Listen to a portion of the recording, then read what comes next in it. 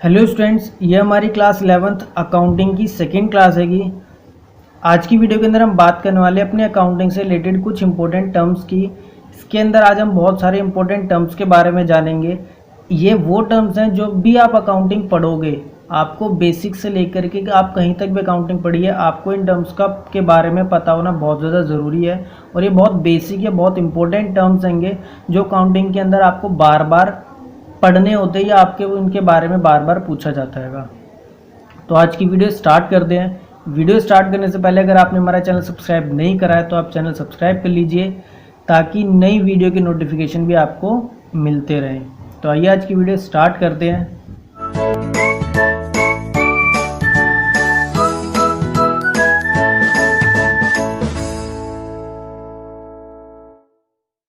देखिए, first video के अंदर हमने सबसे पहले बात करी थी अपनी अकाउंटिंग की डेफिनेशन के बारे में कि अकाउंटिंग क्या होती है, अकाउंटिंग की इम्पोर्टेंस क्या है, उसके ऑब्जेक्टिव क्या होते हैंगे, अकाउंटिंग की एडवांटेज क्या है, अकाउंटिंग की लिमिटेशंस क्या है, इन सब के बारे में बात करी थी। आज हम अकाउंटिंग के से कुछ रिलेटेड जो इंपॉर्टेंट टर्म्स है आज हम इनके बारे में जानेंगे। सबसे पहले जो हमारा टर्म है वो हमारी कैपिटल या पूंजी। देखिए, कैपिटल होती क्या है। अगर हम बात करें किसी भी बिजनेस की, तो कोई भी बिजनेस हो, आपको अगर आप कोई भी बिजनेस करते हो, चाहे वो छोटा बिजनेस हो या बड़ा बिजनेस हो, आपको उसको स्टार्ट करने के लिए एक पर्टिकुलर एक अमाउंट की ज़रूरत होती है। कुछ ना कुछ आपको अमाउंट ज़रूर चाहिए होता है। आप कोई भी बिजनेस करो, उसको स्टार्ट करने के लिए आपको कुछ ना कुछ अमाउंट की ज़रूरत होती है। आपको कुछ पैसा ज़रूर चाहिए उस बिज़नेस को स्टार्ट करने के लिए। तो वो पैसा जो आप बिज़नेस स्टार्ट करने के लिए लगाते हैं या आपको बिज़नेस स्टार्ट करने के लिए जितने पैसे की ज़रूरत होती है, उसी पैसे को हम बोलते हैं कैपिटल। मतलब कि कैपिटल वो पैसा होता है जो एक पर्सन अपने बिजनेस को स्टार्ट करते टाइम अपने बिजनेस के अंदर लगाता है या इंट्रोड्यूस करता है, उस पैसे को हम कैपिटल बोलते हैं। अब वो पैसा आपका कैश में भी हो सकता है या फिर किसी एसेट की फॉर्म में भी हो सकता है, यानी कि कोई फर्नीचर, बिल्डिंग, कार या कोई भी और दूसरी एसेट, कोई भी आप अपने घर की बिल्डिंग को आप अपने बिजनेस में यूज़ कर सकते हो। आपके पर्टिकुलर कोई व्हीकल है, कोई कार, बाइक है जिसको आप अपने बिजनेस के लिए यूज़ कर सकते हो, वो भी आपके कैपिटल के अंदर इंक्लूड होगा। आप अपने घर का फर्नीचर यूज़ कर सकते हो कैपिटल की फॉर्म में, तो वो भी आपकी कैपिटल के तौर पे मानी जाएगी। तो आप चाहे कैश लगाएं या कोई ना कोई एसेट, कोई भी आप वस्तु लगाएं अपने बिजनेस को स्टार्ट करते समय, तो वो सबका सब अमाउंट जो होता है वो आपके कैपिटल के अंदर काउंट होता है। क्लियर रहेगा। इसके बाद में बात करते हैं एसेट की।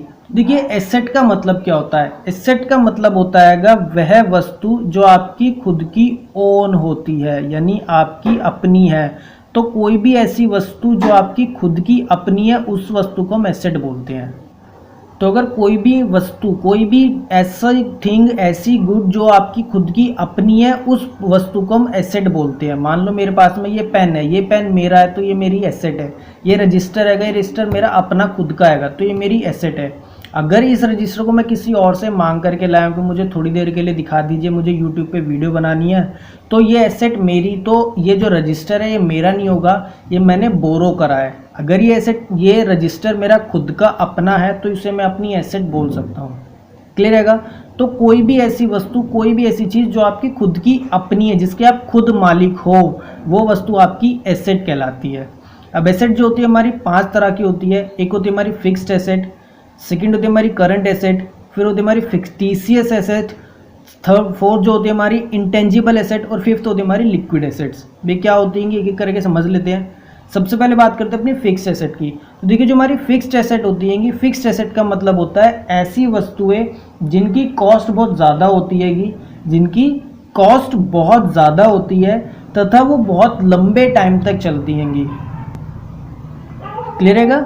ऐसी एसेट्स जिनकी कॉस्ट ज़्यादा होती है हमेशा, और ये एक बार परचेज करने के बाद में आप काफ़ी लंबे टाइम तक इनको रेगुलर यूज़ कर सकते हो, बार बार यूज़ कर सकते हो। एग्जाम्पल के लिए आपकी लैंड, जो आपकी बिल्डिंग हैगी, आपका घर हैगा, आपने उसको एक बार परचेज करा, एक बार उसकी कॉस्ट ज़्यादा थी, बट आप उसको कंटिन्यू कई सालों तक उसको यूज़ कर सकते हो।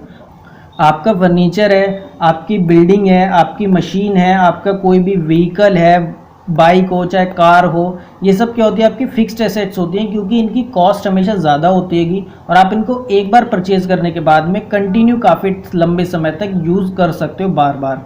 तो ऐसी एसेट्स हमारी फिक्स्ड एसेट्स होती हैंगी। सेकंड है हमारी करंट एसेट्स। करंट एसेट्स ऐसी एसेट्स होती हैं जो लगभग आपकी सिर्फ 1 साल तक रहती है, यानी कि ऐसी एसेट्स जो सिर्फ 1 साल तक या एक शॉर्ट टर्म के लिए के अंदर ख़त्म हो जाती है, उन्हें हम करंट एसेट्स बोलते हैं। जैसे आपका स्टॉक है, आपके डेटर्स होते हैं, आपका कैश है, बैंक है या बिल्स रिसीवेबल है, ये सब क्या होते हैं आपके करंट एसेट्स में आते हैं जो आपके 1 साल के अंदर अंदर ख़त्म हो जाते हैं। थर्ड होते हैं हमारी फिक्टिशियस एसेट्स। तो देखिए फिक्टिशियस का मतलब वैसे भी हमारा काल्पनिक ही होता है। तो फिक्टिशियस एसेट्स वो एसेट्स होती हैं जो रियल में एसेट होती नहीं है, बट फिर भी हम इनको बैलेंस शीट में एसेट साइड में दिखाते हैं, शो करते हैं। तो ऐसी एसेट्स जो वास्तव में एसेट है नहीं, बट फिर भी हम उनको एसेट्स के पोर्शन में जो हमारी बैलेंस शीट होती है उसमें एसेट साइड में इनको दिखा दिया जाता है। जितने भी हमारे प्रीपेड एक्सपेंसेस होते हैं, जैसे हमारे प्रीमियमली एक्सपेंसेस है, जब आप बिजनेस स्टार्ट करते हो तो बिजनेस स्टार्ट करने से पहले आपको बहुत सारे एक्सपेंसेस करने पड़ते हैं। अपनी बिजनेस को रजिस्टर्ड कराना होता है, शेयर्स इशू करने होते हैं, कमीशंस देने होते हैं, काफ़ी कई जगह पर फीस जमा करनी होती है। तो वो सब हमारे प्रीमियमली एक्सपेंसेस होते हैं। तो ऐसे एक्सपेंसेस जो आप बिजनेस स्टार्ट करने से पहले ही खर्च कर देते हो, उन एक्सपेंसेस को भी हम अपनी फिक्टिशियस एसेट्स बोलते हैं। या फिर आपके एडवर्टाइजमेंट एक्सपेंसेस होते हैं जो आपने एक बार खर्च कर दिए, बट उनका बेनिफिट आपको कई सालों तक मिलता है, तो आप उनको उतने सालों तक के लिए फिक्टिशियस एसेट्स के तौर पर शो करते हो। आपके कोई भी प्रीपेड एक्सपेंसेस हैं तो वो भी एक आपकी एसेट बन जाती है कि फिक्टिशियस एसेट्स के अंदर काउंट करते हैं उन्हें भी। क्लियर रहेगा। इसके बाद में फोर्थ है हमारे इंटेंजिबल एसेट्स। तो इंटेंजिबल का मतलब होता है अदृश्य या फिर ऐसी कोई भी चीज़ जो आपको दिखाई ना दे। तो इंटेंजिबल एसेट्स वो एसेट्स होती हैं जो आपको दिखाई नहीं देती, मतलब आप उनको देख या छू नहीं सकते हो, बट वो आपकी एसेट के अंदर काउंट होती है। जैसे आपके बिजनेस की जो गुडविल होती है, या आपने कोई भी पेटेंट, कोई भी अथॉरिटी ले रखी है गवर्नमेंट से, कोई राइट ले रखा है, तो वो राइट्स आपके जो गुडविल होती है, आपके पेटेंट, ये सब क्या होते हैं आपके इंटेंजिबल एसेट्स के अंदर काउंट होते हैं। लास्ट होती है हमारी लिक्विड एसेट्स। लिक्विड एसेट्स का मतलब होता है ऐसी एसेट्स जिन्हें आप 3 महीने के अंदर कैश में कन्वर्ट कर सकते हो, यानी बहुत जल्दी से आप उनको कैश में कन्वर्ट कर सकते हो। जब भी आपको जरूरत हो आप तुरंत उनको कैश में कन्वर्ट कर सकते हो। जैसे आपके बैंक में बैलेंस पड़ा हुआ है, अब आप उस बैलेंस को जब मर्जी चाहे उस टाइम पर निकाल सकते हो। तो वो हमारी जो बैंक का अकाउंट होता है वो हमारे लिक्विड एसेट्स के अंदर काउंट होता है। इसी तरह से आपके बिल्स रिसीवेबल है या आपके डेटर्स होते हैं, जो आपके पास में कैश इन हैंड होता है, वो सब आपके लिक्विड एसेट्स के अंदर काउंट होते हैं। तो क्लियर है, समझ में आ गया होगा आप सबको कि एसेट्स क्या होती हैं, ये एसेट्स के टाइप क्या होते हैं, हर एक टाइप क्या क्या किस तरह से उनको डिवाइड करा जाता है। इसके बाद में बात करते हैं हम लायबिलिटीज़ की। तो देखिए लायबिलिटी का मतलब होता है आपके ऊपर जो कर्जा है, जो आपका दायित्व है, आपके ऊपर कर्जा लोन कितना चढ़ा हुआ है, ठीक है, वो हमारी लायबिलिटी होती है। जो आपके ऊपर उधारी होती है या कर्जा चढ़ा हुआ होता है, मतलब कि वो पैसा जो एक मालिक को या किसी भी पर्सन को किसी दूसरे पर्सन को देना होता है, वो पैसा जो आपको दूसरे पर्सन को चुकाना है, वो पैसा आपकी लायबिलिटी कहलाता है। अब लायबिलिटी भी आपकी 2 प्रकार की होती है, एक फिक्स लायबिलिटीज होती है, एक होती है हमारी करंट लायबिलिटीज। तो फिक्स लायबिलिटीज होती हैं कि ऐसी लायबिलिटी जिन्हें आपको 1 साल के बाद में, यानी आपको उनको चुकाने के लिए 1 साल से ज़्यादा का टाइम मिलता है, उन्हें आप फिक्स लायबिलिटी बोलते हो। जैसे हमारे लॉन्ग टर्म लोन्स होते हैं, आपने बैंक से कोई लोन ले रखा है जिसकी EMI आपने 10 साल की बनवा ली, तो वो क्या आपकी एक लॉन्ग टर्म लायबिलिटी, आपको उसको 10 साल तक पे करना है, तो वो आपका लॉन्ग टर्म लोन्स या लॉन्ग टर्म बोरोइंग्स के अंदर आती है फिक्स लायबिलिटीज। आपके डिवेंचर्स हैं, आपने एक बार डिवेंचर इशू कर दिए 5 साल के लिए, तो वो भी आपकी लॉन्ग टर्म आपकी वो भी फिक्स लायबिलिटीज़ के अंदर आ जाते हैं, क्योंकि उसका भी पेमेंट आपको 5 साल बाद करना होगा।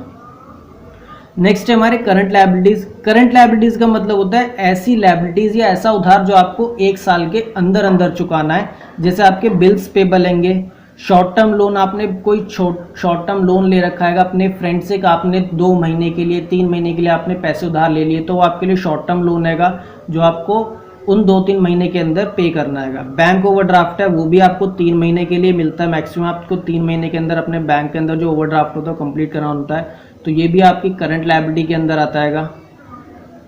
इसके बाद में फोर्थ क्या है हमारा रिवेन्यू। रिवेन्यू का मतलब होता है हिंदी में आगम बोलते हैं, या फिर आप इसको इजीली समझ सकते हो इनकम से।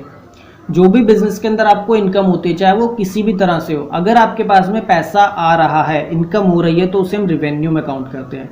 चाहे वो आपको सेल करने से इनकम हो, जो भी आप वस्तु बना करके बेचते हो उसको सेल करने से इनकम हो, आपको कमीशन मिले, इंटरेस्ट मिले, या आप अपनी कोई भी एसेट बेच देते हो उससे आपको इनकम मिलती है, कुल मिलाकर के अगर आपके पास में पैसा आ रहा है तो वो आपकी रिवेन्यू कहलाती है, आपकी इनकम कहलाती है। Income from sales, commission, interest अगर आपको मिल रहा है तो इंटरेस्ट आपको मिलता है, कमीशन आपको मिलता है, तो वो सब आपकी रिवेन्यू या इनकम होती है।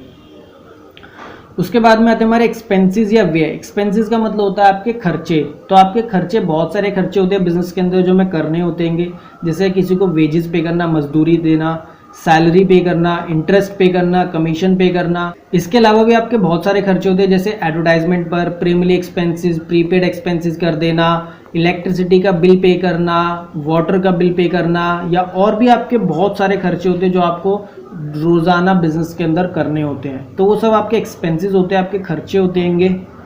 क्लियर है इतना? अब आगे बात करते हैं हम। और अब इसके बाद में बात करते हैं हम परचेज की। तो देखिए परचेज का मतलब क्या होता है। परचेज का मतलब होता है कि जब जिस भी थिंग का या जिस भी वस्तु का आप बिजनेस करते हो, अगर आप उस वस्तु को खरीद करके ला रहे हो तो उसे हम परचेज में काउंट करते हैं। एग्जाम्पल के लिए आपकी स्टेशनरी शॉप है, तो आप अपनी स्टेशनरी शॉप के लिए कॉपियाँ खरीद के लाते हो, बुक्स खरीद के लाते हो, या पेन पेंसिल खरीद के लाते हो, तो आपकी परचेज के अंदर काउंट होगा। क्लियर रहेगा?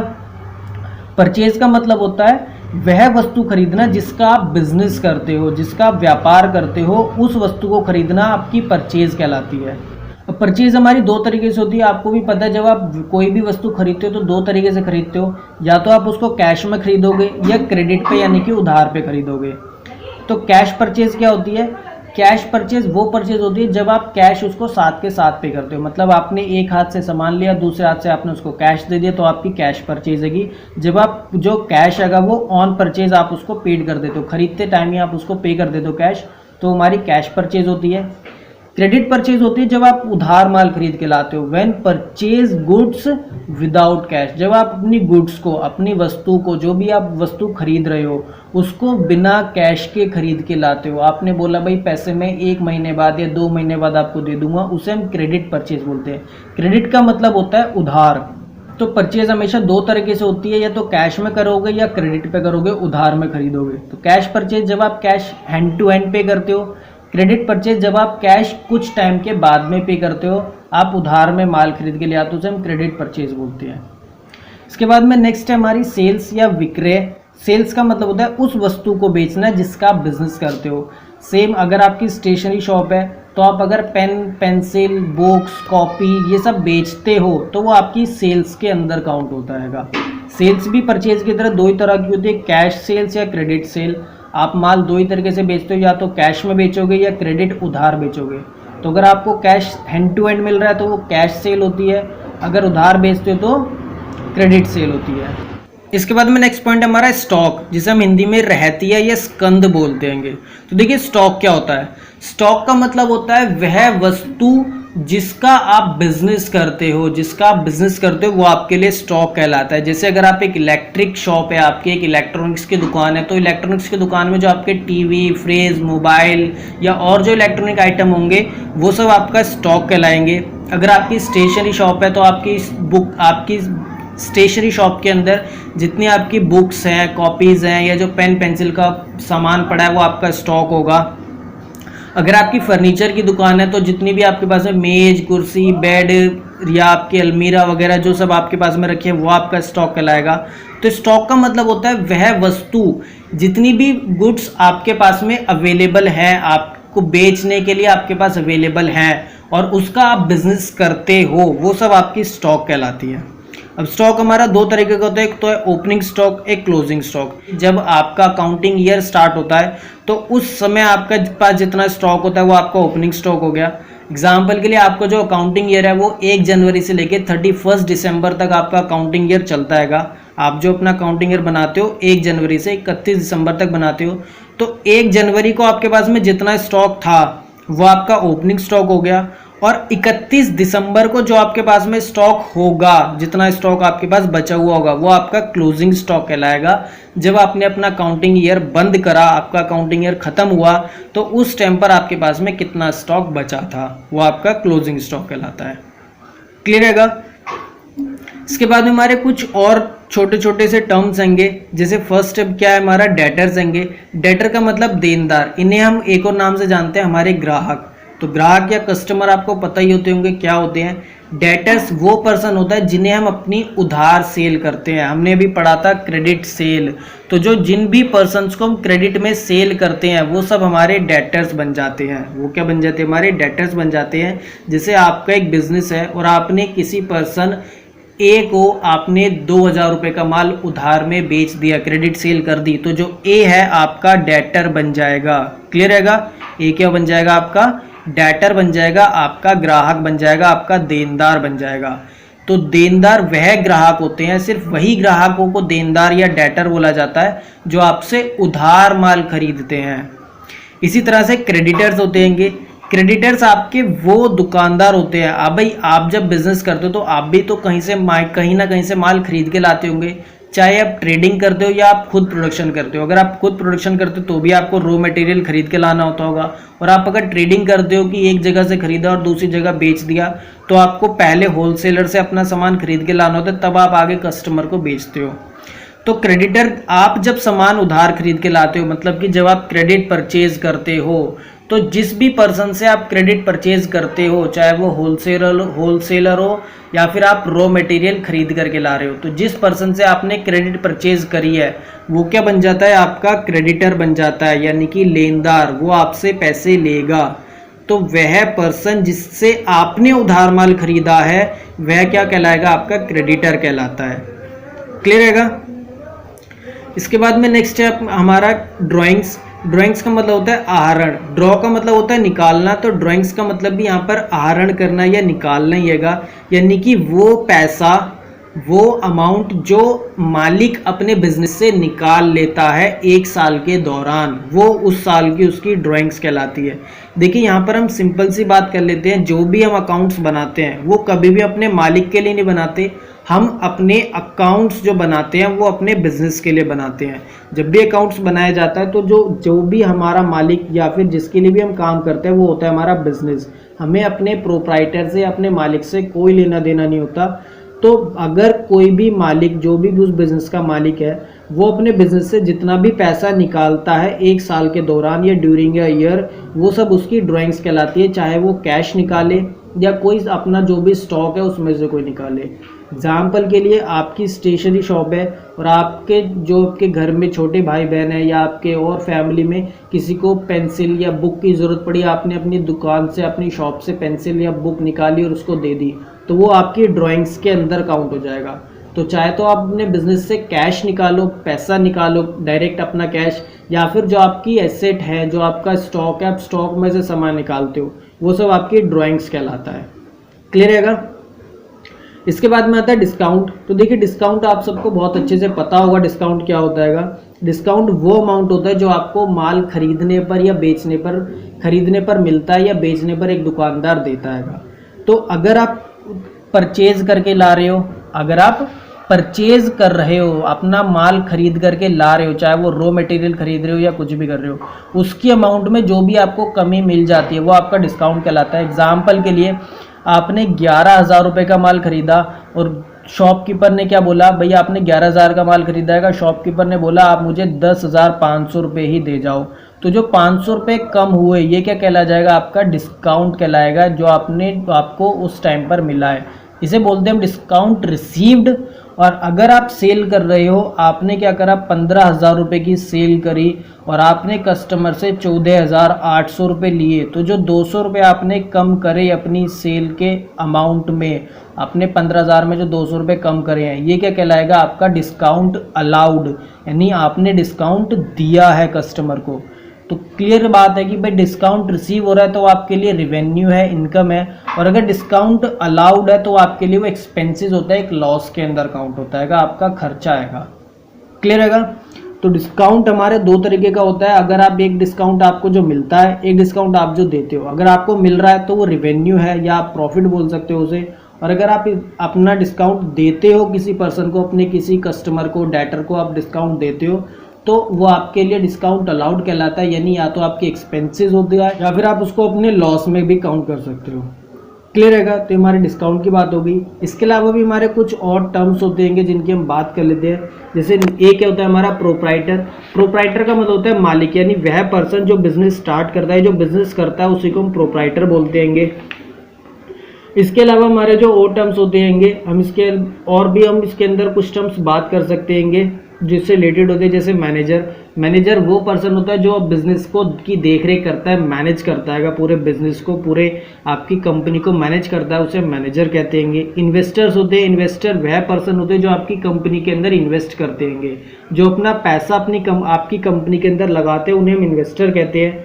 बैंक्स ऐसी संस्थाएं या ऐसे इंस्टीट्यूशंस होते हैं जो आपको टाइम टू टाइम ज़रूरत पड़ने पर लोन प्रोवाइड कराते हैं, उन संस्थाओं को बैंक्स के श्रेणी में काउंट कर देंगे।